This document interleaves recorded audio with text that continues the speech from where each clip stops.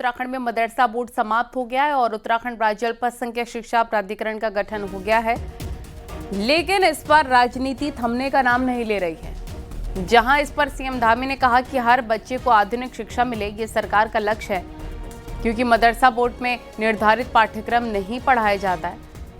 CM ने भी कहा कि हम बच्चों को कबीलाई कट्टरवादी मानसिकता की शिक्षा नहीं दे सकते। कांग्रेस ने नए शिक्षा प्राधिकरण पर सवाल उठाते हुए कहा कि कौन कैसी शिक्षा लेगा, ये तय करना सरकार का काम नहीं है।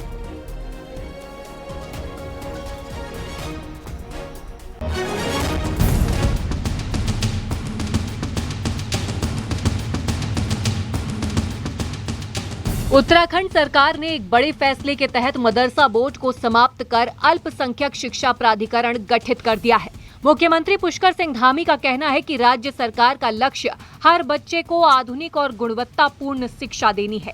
मुख्यमंत्री ने कहा कि मदरसा बोर्ड के तहत कोई निर्धारित पाठ्यक्रम नहीं पढ़ाया जाता है। हम बच्चों को 500 साल पुरानी कबीलाई या कट्टरवादी मानसिकता की शिक्षा नहीं दे सकते, इसलिए मदरसा बोर्ड को समाप्त किया गया है।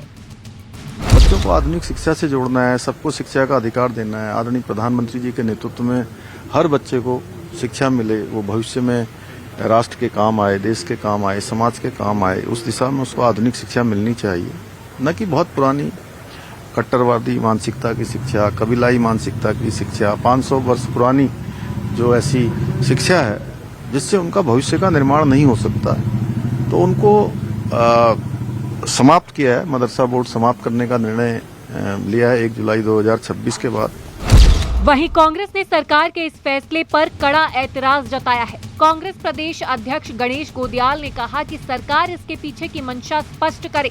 सरकार बताए कि जिनके हित की बात कही जा रही है, क्या उनसे कोई राय ली गई है? कौन कैसी शिक्षा ले, ये तय करने का अधिकार सरकार को नहीं है। सरकार को इस फैसले पर पुनर्विचार करना चाहिए। मानता हूं कि प्रदेश में जब कोई भी नियम बनता है, नियम स्थापित होता है, तो उसके पीछे उसके कारण भी दिखाए जाते हैं कि इस नियम को बनाने के पीछे क्या कारण थे, क्या आवश्यकता थी। सरकार को इसे स्पष्ट करना चाहिए। नंबर 2, जिन लोगों के हित में ये नया मैकेनिज्म तैयार किया गया है, क्या उन लोगों की सरकार ने राय ली? सरकार ये नहीं कह सकती कि किसको क्या पढ़ाई करनी है। अगर सरकार इस प्रकार से किसी को धार्मिक पढ़ाई करने में अगर रोक लगाना चाहती है, तो एक दिन ये रोक सभी धर्मों पर लगा सकती है सरकार। बहरहाल 1 अगस्त से मदरसा बोर्ड की जगह अल्पसंख्यक शिक्षा प्राधिकरण काम करना शुरू कर देगा। सिख, बौद्ध, ईसाई, पारसी, जैन जैसे अल्पसंख्यक समुदायों के शैक्षणिक संस्थान अब इसी प्राधिकरण के तहत संबद्ध होंगे और प्राधिकरण उत्तराखंड शिक्षा बोर्ड से संबद्ध होगा। यूसीसी लागू करने के साथ ही मदरसा बोर्ड को समाप्त करने वाला उत्तराखंड पहला राज्य बन गया है। न्यूज़ 18 के लिए देहरादून से सुनील नवप्रभात की रिपोर्ट।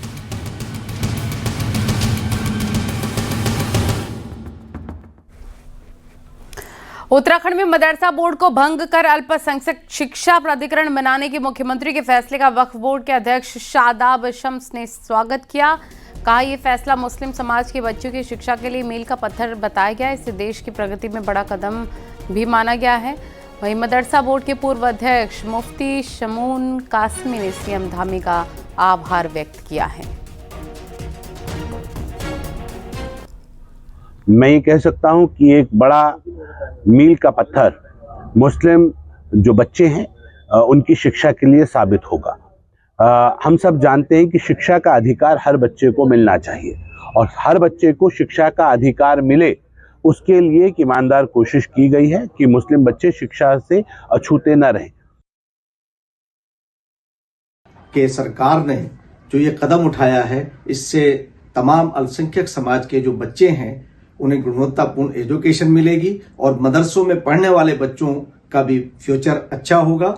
वो कल माननीय मुख्यमंत्री श्री पुष्कर सिंह धामी जी, उनका जो विजन है कि ये बच्चे इंजीनियर बने, डॉक्टर बने, आईएएस और आईपीएस बने। प्रदेश की धामी सरकार ने 17 दिसंबर से 4 फरवरी तक पूरे प्रदेश में जन समस्याओं के जमीनी स्तर पर समाधान के लिए जन जन के द्वार जन जन के सरकार कार्यक्रम चलाया। इसमें बड़ी संख्या में लोगों की समस्याओं का समाधान हुआ। इस कार्यक्रम की सफलता को देखते हुए मुख्यमंत्री पुष्कर सिंह धामी ने एक बड़ा फैसला लिया। इस कार्यक्रम को अब अगले 20 दिनों तक बढ़ाने का फैसला लिया गया, यानी कि जन जन की सरकार जन जन के द्वार कार्यक्रम के तहत सरकार अगले 20 दिनों तक जनता की समस्याओं के लिए जनता के बीच शिविर लगाएगी। हल्द्वानी पहुंचे मुख्यमंत्री पुष्कर सिंह धामी ने बुधवार को इसका ऐलान कर दिया है। जन की सरकार जन जन के द्वार कार्यक्रम 17 दिसंबर 2025 से प्रारंभ किया गया था। 45 दिन का कार्यक्रम ये निर्धारित किया गया था, लेकिन इस कार्यक्रम के कारण से जो लोगों को बहुत सुविधा हो रही थी, लोगों के घरों के पास जाकर उनकी लाभार्थी योजना देनी हो, अनेक प्रकार के प्रमाण पत्र बनने हो या विकास के काम होने हो, उनके सुझावों पर 20 दिनों के लिए इन शिविरों को और बढ़ाया गया है। अगले 20 दिनों तक ये शिविर चलेंगे। जमरानी बांध परियोजना का निर्माण कार्य इन दिनों जारी है। हल्द्वानी से तकरीबन 20 किलोमीटर की दूरी पर जमरानी नाम की जगह पर यह निर्माण चल रहा है और इसी काम का जायजा लेने के लिए सीएम धामी उस जगह पर पहुंचे हैं जहां जमरानी बांध बनाया जा रहा है। उन्होंने अधिकारियों और इंजीनियर्स के साथ बांध की कंस्ट्रक्शन साइट देखी, कई सवाल भी पूछे, साथ ही बांध के निर्माण में लगी कंपनी को समय से निर्माण करने के निर्देश दिए। इस दौरान मुख्यमंत्री पुष्कर सिंह धामी ने बांध निर्माण में लगे हुए कर्मचारियों का उत्साह भी बढ़ाया, बाकायदा उनके साथ तस्वीर भी खिंचवाई और भारत माता की जय के नारे भी लगाए। मुख्यमंत्री का ये अंदाज देख बांध निर्माण में लगे हुए कर्मचारी काफी गदगद नजर आए हैं।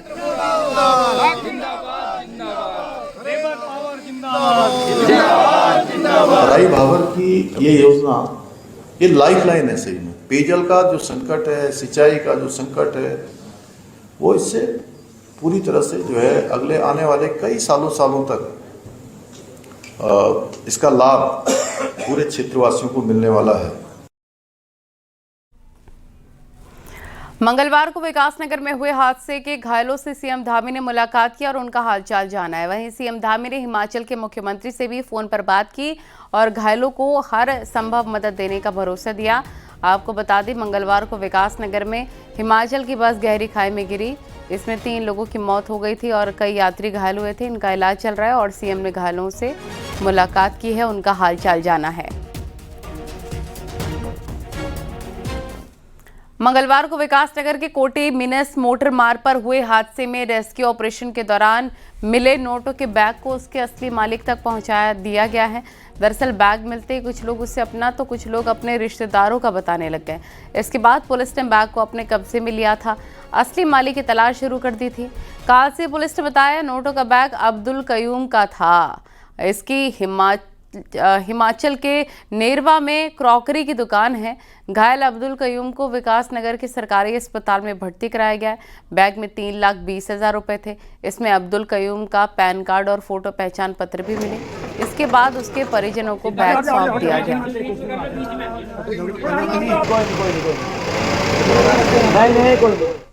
रुद्रप्रयाग के अगस्तमुनि ब्लॉक के सिंदरवानी गांव में मंगलवार शाम को एक 5 साल के बच्चे को गुलदार घर के आंगन से उठा ले गया। इसके बाद परिजन और गांव वाले बच्चे की तलाश कर रहे थे और सूचना पर पहुंची वन विभाग और पुलिस की टीम ने काफी खोजबीन के बाद गांव से करीब 1 किलोमीटर दूर जंगल में बच्चे का शव बरामद किया। घटना के बाद क्षेत्र में दहशत साफ दिखाई दे रही है। गुलदार के बढ़ते खतरे को देखते हुए गाँव और आसपास के इलाकों में पिंजरे लगाए जा रहे हैं ताकि गुलदार को पकड़ा जा सके। इसमें देखिए जो जगह हम चयनित करेंगे, चूंकि बताया जा रहा है कि चारों तरफ जो है इसमें गांव है, तो इसमें जो अभी मेरी वार्ता हुई फॉरेस्ट विभाग से और जो ग्रामीण है वो बता रहे हैं कि 2 या 3 जगह पिंजरे लगाने की आवश्यकता है। तो इसमें फौरी तौर पे जो है अभी पिंजरे लगाए जाएंगे। और दूसरा जो शूट आउट की बात है वो शासन स्तर पे जो है लिखा जा रहा है और चूँकि पहले पॉलिसी मैटर है और वहाँ से जो भी निर्णय होगा फिर उसको जो है इम्प्लीमेंट करेंगे। पौड़ी के चरण गांव में भालू ने एक युवक पर हमला कर दिया। भालू युवक को झाड़ियों की ओर खींच ले गया, लेकिन आसपास मौजूद लोगों के शोर मचाने पर वो मौके से भाग गया। हमले में घायल युवक को स्थानीय लोगों की मदद से जिला अस्पताल पौड़ी लाया गया, जहां उसका इलाज चल रहा है। घटना के बाद से पूरे इलाके में दहशत है। लोगों का कहना है कि गुलदार का आतंक पहले से ही था और अब भालू का भी आतंक देखने को मिल रहा है। ट्रीटमेंट भी दिया और मेडिकल भी हमने नोट डाउन कर लिया। वैसे कोई ऐसी सीरियस कंडीशन नहीं है, पेशेंट ठीक है और इंजरीज हमारे देखे से तो अभी सिंपल ही हैं, बाकी एडमिट कर लिया है। हरिद्वार के मनसा देवी मंदिर के आसपास चल रहे पहाड़ियों के ट्रीटमेंट के काम का विदेशी भूवैज्ञानिकों की टीम ने निरीक्षण किया। उत्तराखंड भूस्खलन न्यूनीकरण प्रबंधन केंद्र और वर्ल्ड बैंक के द्वारा आयोजित इंटरनेशनल ट्रेनिंग प्रोग्राम के तहत विशेषज्ञों ने हरिद्वार की मनसा देवी पहाड़ियों का दौरा किया है और 2 फरवरी से देहरादून से शुरू हुए इस एक साप्ताहिक कार्यक्रम में भारत, नेपाल और भूटान के भूवैज्ञानिक हिस्सा ले रहे हैं। विजिट में टीम ने मनसा देवी पहाड़ी पर चल रहे वैज्ञानिक जांच कार्यों जैसे कि भू डिजाइन, ड्रिलिंग और जियोफिजिकल मैपिंग को नजदीक से देखा है।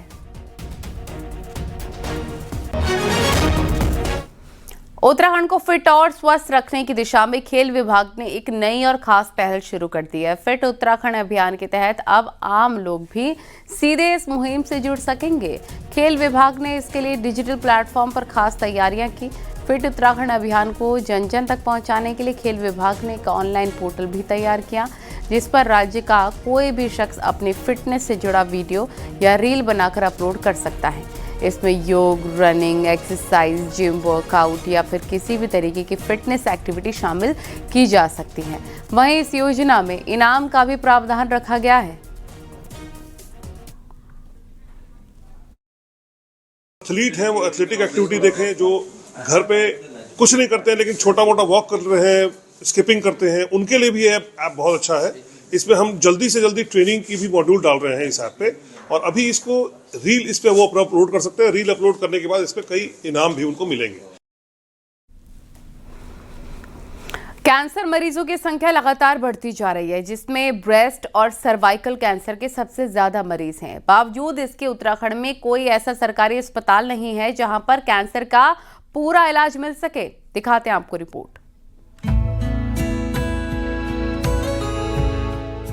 कैंसर एक ऐसी बीमारी है जिसका समय पर पता चले तो इलाज संभव है, लेकिन उत्तराखंड में आज भी ऐसे मरीज सामने आ रहे हैं जिनको बीमारी का पता दूसरे या तीसरे चरण में लग रहा है। इसके पीछे की बड़ी वजह जागरूकता की कमी है। खासकर पहाड़ों में ऐसे मरीज सामने आ रहे हैं जो बीमारी को बताने में भी संकोच करते हैं, जिसके चलते उनका इलाज समय पर नहीं हो पा रहा है।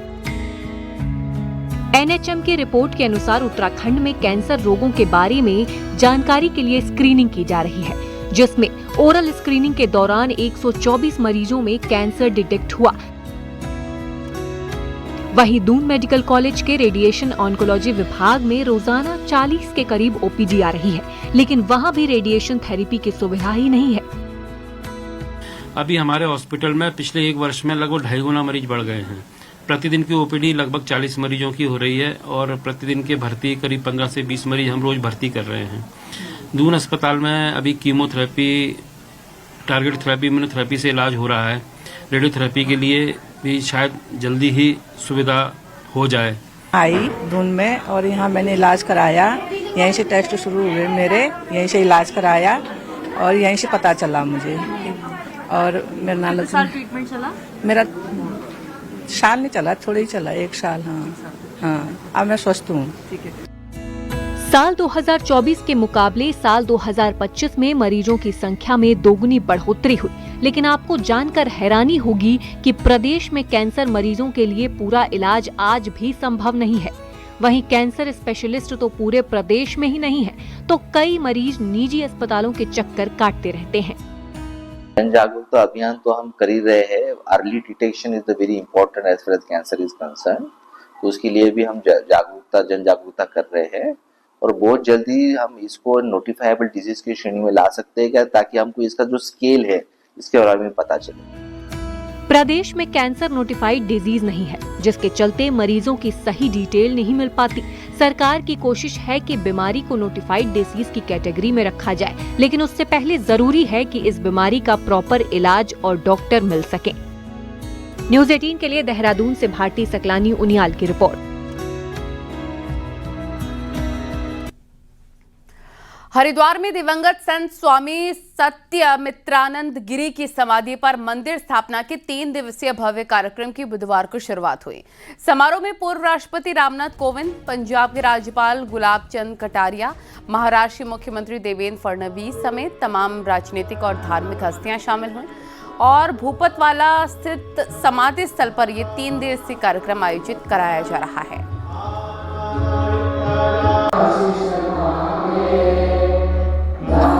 अलग अलग जातियों बटे हुए व्यक्ति एक ही हैं, तो इस उद्देश्य को लेकर हम ये उत्सव कर रहे हैं। सभी जातियां समान हैं, सभी जातियां महान हैं और चूंकि हम ईश्वर की संतान हैं, इस समन्वय के साथ इस समन्वय महोत्सव हम कर रहे हैं। आज माननीय देवेंद्र फडणवीस भी ये संदेश देकर गए, भारत के 14वें राष्ट्रपति आदरणीय राम कोविंद जी भी एकता का संदेश देकर। हम सभी जानते हैं उन्होंने भारत माता मंदिर की स्थापना की और उन्हीं के तत्वावधान में समन्वय परिवार जिस प्रकार से सभी समाजों को, सभी पंथों को साथ में लेकर समन्वय की भूमिका से हमारे सनातन विचार को आगे ले जा रहा है, मैं ऐसा मानता हूं कि अपने आप में एक बहुत अच्छा कार्य है। और अब आपको दिखाते पहाड़ टॉप 10 न्यूज। देहरादून में पेशी के दौरान गुंजन हत्याकांड के आरोपी की वकीलों ने पिटाई कर दी। पुलिस ने बमुश्किल आरोपी आकाश को बचा लिया है।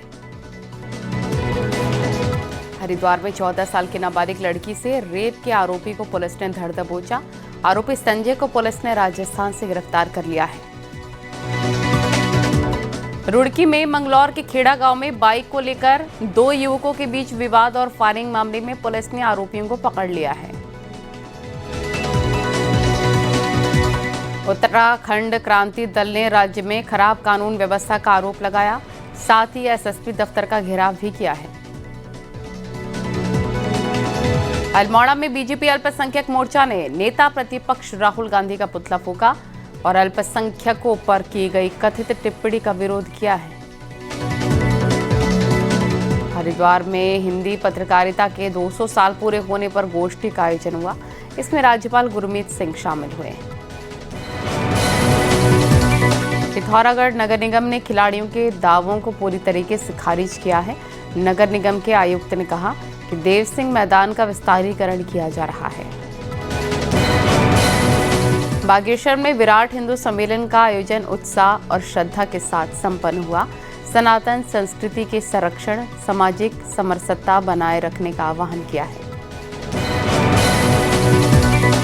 अल्मोड़ा में जिले के 135 स्टूडेंट्स ने अपनी वैज्ञानिक प्रोजेक्ट की प्रस्तुति दी और बच्चों ने शानदार साइंस से जुड़े प्रोजेक्ट्स बनाए हैं। देहरादून के त्यूड़ी में अटल उत्कृष्ट राजकीय इंटर कॉलेज में पढ़ने वाले कक्षा 8 के 6 छात्रों ने national means cum merit scholarship scheme में शानदार सफलता हासिल की है।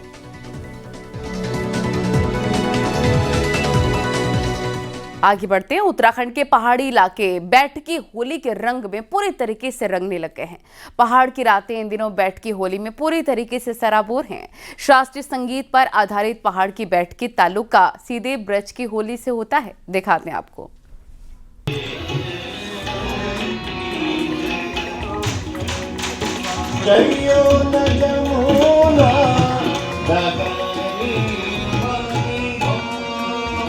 पहाड़ों में बैठकी होली का दौर बसंत पंचमी के साथ ही शुरू हो जाता है। बसंत पंचमी के बाद यहाँ ऐसी शायद कोई रात होगी जो होली के गीतों से गुलजार ना हो।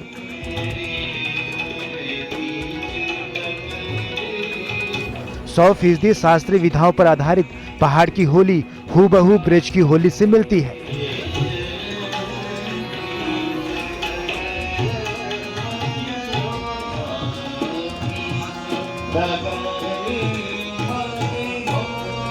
बिल्कुल नितांत लोक संगीत से शास्त्रीयता की ओर आना और शास्त्र और लोक के बीच में एक जो पुल का काम है, मुझे लगता है कि ये होली बखूबी करती है। और लिखित प्रमाण 1860 के बाद से उपलब्ध हैं, उससे पूर्व में भी गाई जाती रही होगी। इसमें अलग अलग जिलों में, खासकर हमारे अल्मोड़ा, नैनीताल, चंपावत, पिथौरागढ़, बागेश्वर, हर जगह से लोगों का इस गायन का अपना एक बड़ा महत्वपूर्ण योगदान रहा है। तो तो इस बार हमने पिथौरागढ़ में कोशिश करी है कि हर जगह से लोग यहाँ बुलाए हैं।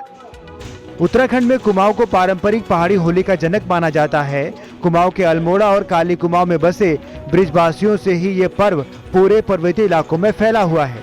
पुरुषों की बैठकी होली में राग भैरवी, पीलू, जयजयवंती जैसे रागों में पिरोई गई गीतों में गजब की लयबद्धता नजर आती है। पारंपरिक वाद्य यंत्रों के साथ सुर तालों में समाई कुमाऊं की होली पीढ़ी दर पीढ़ी आगे बढ़ रही है।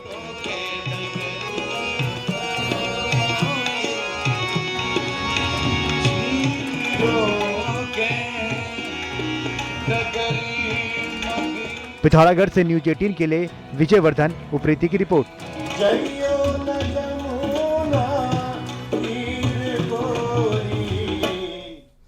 देहरादून में गुरुवार से उत्तरायणी कौतिक महोत्सव की शुरुआत होने जा रही है। 5 से 8 फरवरी तक चलने वाले इस महोत्सव की शुरुआत राज्यपाल गुरमीत सिंह करेंगे, जबकि समापन में मुख्यमंत्री पुष्कर सिंह धामी शामिल होंगे।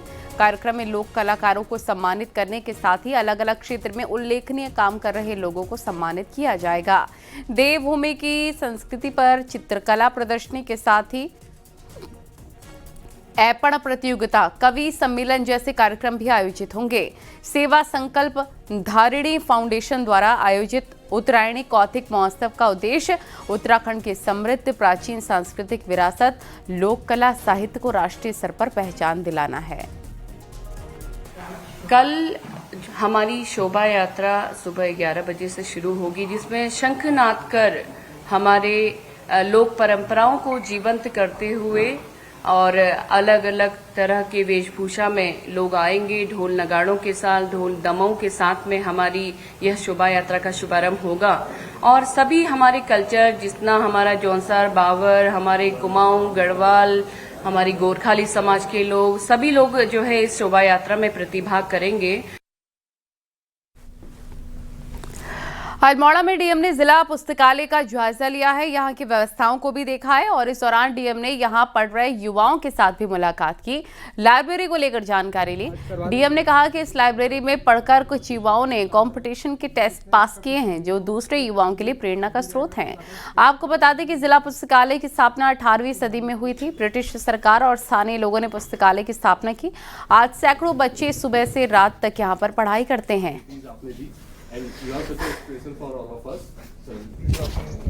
जो एम था, कुछ बच्चे हमारे सिलेक्ट हुए, कांस्टेबल के एग्जाम में कुछ सिलेक्ट हुए, कुछ हमारे जेई के एग्जाम में सिलेक्ट हुए रेलवेज के, तो उनको बधाई देना था और वो सिलेक्ट हुआ तो एक तो और कॉन्फिडेंस आएगा बाकी बच्चों में भी कि हम पढ़ के यहाँ से सिलेक्ट हो सकते हैं। इसके साथ साथ बाकी फैसिलिटी का भी हम लोगों ने थोड़ा बहुत चेक कर लिया है, तो काम चल ही रहा है अभी।